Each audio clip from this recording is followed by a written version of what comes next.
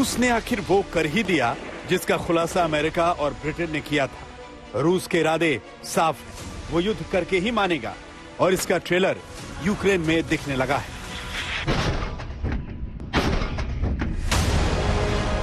Ukraine में रूस समर्थित अलगाववादी इलाके डोनेत्स्क में एक कार बम धमाका हुआ। इसके कुछ ही घंटे पहले यूक्रेन की लुहांस्क सिटी में भी रात के वक्त आसमान में आग का गोला देखा गया और एक इंटरनेशनल ऑयल पाइपलाइन फट गई। ये पाइपलाइन रूस से ईस्टर्न और सेंट्रल यूरोप में ऑयल पाइपलाइन का बड़ा जरिया है। गुरुवार को ही लुहांस्क इलाके में यूक्रेन की जमीन पर बच्चों के एक स्कूल पर मोर्टार अटैक हुआ, जिसमें 3 टीचर घायल हो गए।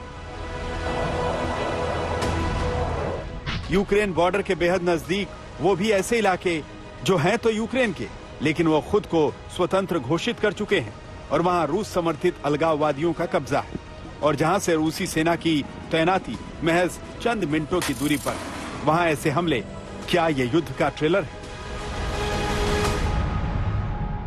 इस समय तनाव यूक्रेन में बढ़ा हुआ है। सीमावर्ती इलाकों में पिछले 48 घंटों में कई ऐसी गतिविधियां हुई है जिससे लग रहा है कि इस पूरे क्षेत्र में तनाव बढ़ता जा रहा है।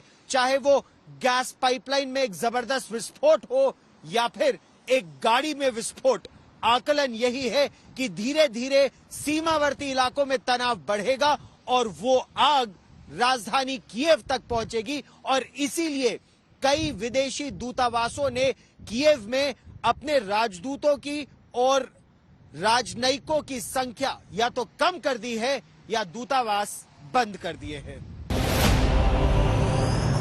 रूस भले ही दावा करे कि वो यूक्रेन बॉर्डर से अपनी फौजें हटा रहा है, लेकिन उसके दावे पर यकीन करने का कोई कारण नजर नहीं आता, क्योंकि यूक्रेन बॉर्डर पर रूस की आक्रामकता बढ़ती ही जा रही है। ईस्टर्न यूक्रेन में बॉर्डर पर पिछले 48 घंटे में रूस की तरफ से भयंकर गोलीबारी जारी है, जिसका एक सीसीटीवी वीडियो यूक्रेन आर्मी ने जारी किया है।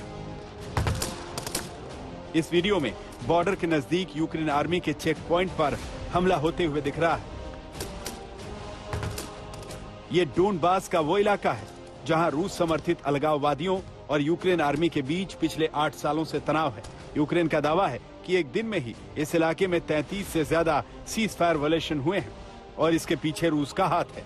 इस बीच अमेरिकी राष्ट्रपति जो बाइडेन ने एक बार फिर दावा किया है कि पुतिन ने यूक्रेन पर हमला करने का फैसला कर लिया है। We have reason to believe the Russian forces are planning to and intend to attack Ukraine in the coming week, in the coming days. We believe that they will target Ukraine's capital, Kyiv, a city of 2.8 million innocent people. As of this moment, I'm convinced he's made the decision. We have reason to believe that.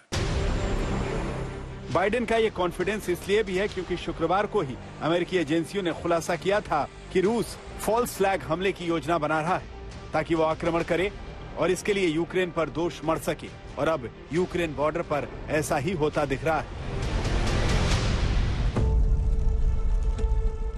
Ukraine border पर जारी गोलीबारी के बीच Ukraine से खुद को स्वतंत्र घोषित कर चुके डोनेत्स्क और लुहांस्क इलाके में रूस समर्थित अलगाववादी गुटों ने लोगों को हटाना शुरू कर दिया है। अलगाववादी गुटों ने ऐलान किया है कि वो 7 लाख लोगों को सीमावर्ती इलाकों से दूर शिफ्ट कर रहे हैं क्योंकि उन्हें यूक्रेन के हमले का डर है।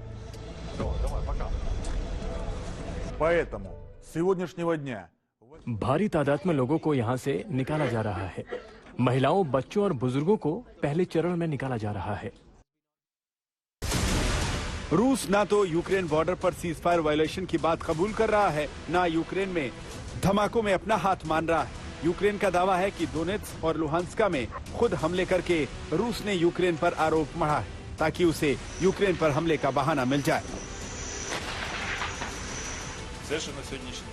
डोनेत्स्क और लुहांस्क में रूस और उसके समर्थकों ने हालात खराब कर दिए हैं। ये हमारे जवानों को उकसाने की कार्रवाई कर रहे हैं, जिसका मुकम्मल जवाब दिया जा रहा है। अभी आम लोगों पर किसी तरह का हमला नहीं हुआ है, इस तरह की कोई घटना अभी नहीं हुई है, लेकिन रूस की तरफ से उकसाने की कार्रवाई की जा रही है। रूस की सेना वापसी वाले दावों के बीच अब अमेरिका ने नया दावा किया है कि यूक्रेन बॉर्डर पर अब रूस के 1,90,000 सैनिक तैनात हैं। अगर ये दावा सही है तो फिर दूसरे विश्व युद्ध के बाद ये सबसे बड़ी मिलिट्री मूवमेंट है जो इस वक्त यूक्रेन बॉर्डर पर चल रही है। अमेरिका अब रूस को यूक्रेन पर हमला करने से रोकने की अपनी आखिरी कोशिशों में जुटा है। We are deeply concerned that that is not the path that Russia has embarked on, and that everything that we're seeing, including what you've described in the last 24, 48 hours, is part of a scenario that is already in play of creating false provocations. But we are also committed, if Russia takes aggressive action, to ensuring there will be severe consequence in terms of the economic sanctions we have discussed. And we know the alliance is strong in that regard. And again, I thank you for your leadership as a partner in that effort. तो क्या वाकई Putin Ukraine पर हमला करने का मन बना चुके हैं या अमेरिका सिर्फ दुनिया को डरा रहा है? रूस में इन दिनों जिस तरह की मिलिट्री मूवमेंट चल रही है वो युद्ध के अंदेशे को हवा दे रही है। अमेरिका का आकलन ये है कि अब रूस ने हमले की पूरी तरह से तैयारी कर ली है।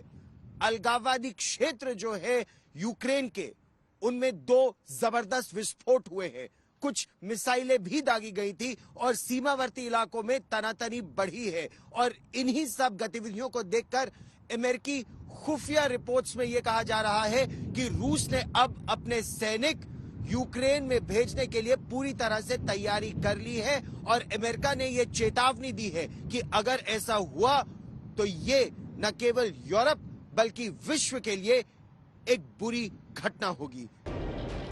गौरव सावंत, कीव, यूक्रेन, आज तक।